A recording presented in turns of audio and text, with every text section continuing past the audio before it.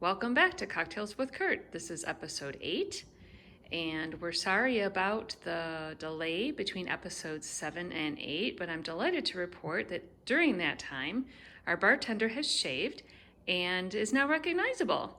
So hello, Kurt. Hello. So today, our featured drink is the Old Fashioned. Why is this drink called an Old Fashioned? Probably because it's been around in one form or another forever. In some of the earliest bartenders' manuals, it's referred to as just the whiskey cocktail. And again, it's been around for years. So does this mean you can use any kind of whiskey? In theory, you could. I guess my understanding is the original was with rye. An early 1900s cocktail book from the Savoy Hotel in London actually used Canadian Club. And as I said before, during our discussion about the Manhattan for a while, rye became less available in the United States, so bourbon was used some. But again, rye is back in fashion and it's readily available, so that's what we use the vast majority of the time. All right, and is it the Rittenhouse rye that we used for the Manhattan? It is the Rittenhouse rye. All right. That's what we'll use more often than not. So other than rye, what goes in this cocktail? It's really simple. It is just rye, simple syrup, which is a substitute for the original sugar cube, and Angostura bitters, and that's it. So why do you substitute simple syrup for a sugar cube? Basically, it just makes mixing the drink easier. The original recipe would call for a sugar cube and enough water to dissolve the sugar cube. By using the simple syrup, we take out that step. Because really, simple syrup is just water and sugar. That's right? all it is. All right. So tell us more. What are the proportions of this drink? How does it go together?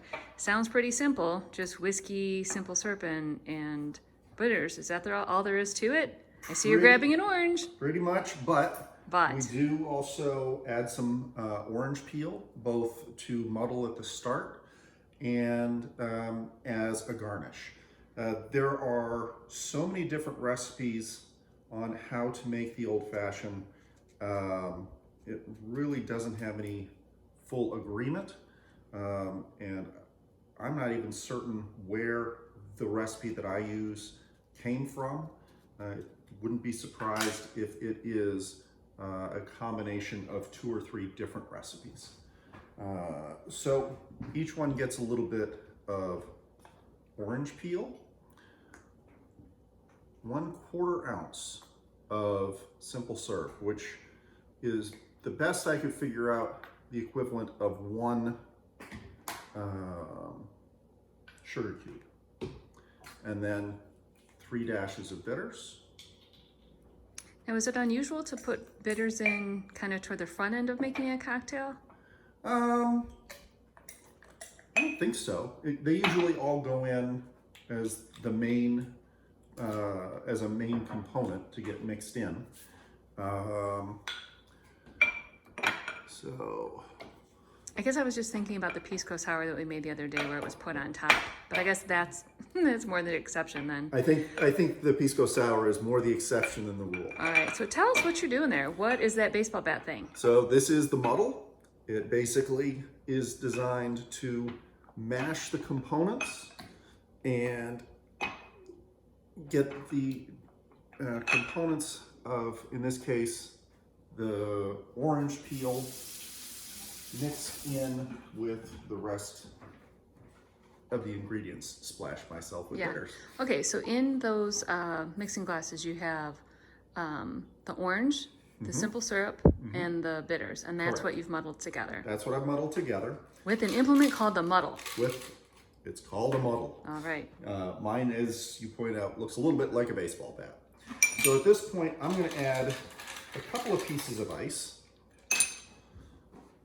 And I'm going to put in half of the rye.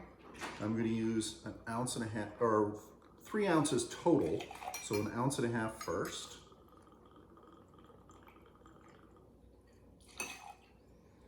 And then we're going to mix it up some. Why are you only using half of the whiskey? It's chilling it a little more slowly. It's also going to dilute it a little bit differently than if all of it went in at once.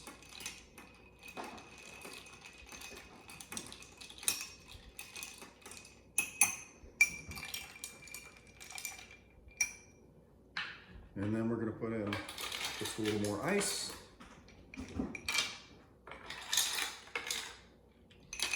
The other half of the rye.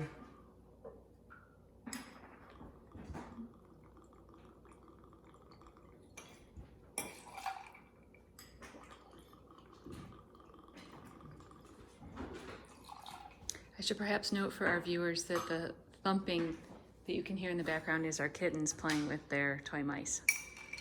So no need to be alarmed. So we mix it one more time.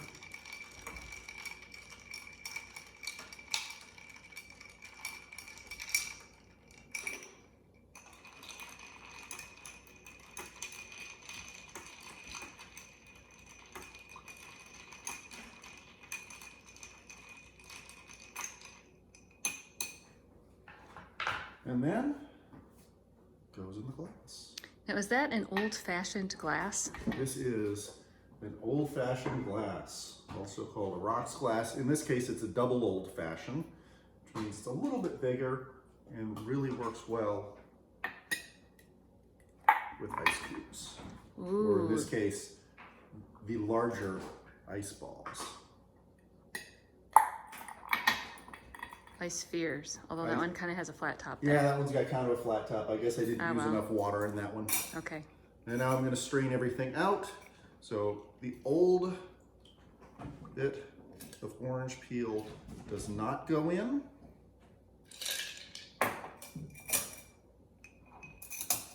So that wouldn't be considered a garnish then, that piece of orange peel that you just used. The muddled piece is not garnish, that's correct. But is there a garnish for this drink? It is orange peel. Aha. So we're going to get a couple of fresh pieces. Why don't you just use the one that's already in there? Because it's already been mashed and everything that you're going to get out of it is already incorporated. In this case, we want a little bit of the fresh. This one's not going to be a good one. No, so that one's going to be mine.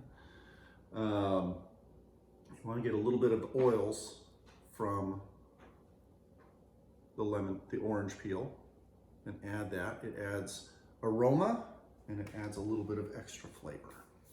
So there we go. Oh, last garnish. Don't forget the cherry. We forgot about the cherry. So it also gets, in our version at least, a little bit of cherry. You'll see, not a little bit, a single cherry. There will be versions of the old fashioned out there that have basically become a fruit salad. That's a viable variation. If you want to do it that way, this is how we do it here. Okay. There we go. And cheers. So this concludes our classic cocktail series. For our next episode, we'll be moving into tiki drinks. Hope to see you there. Bye-bye. Cheers.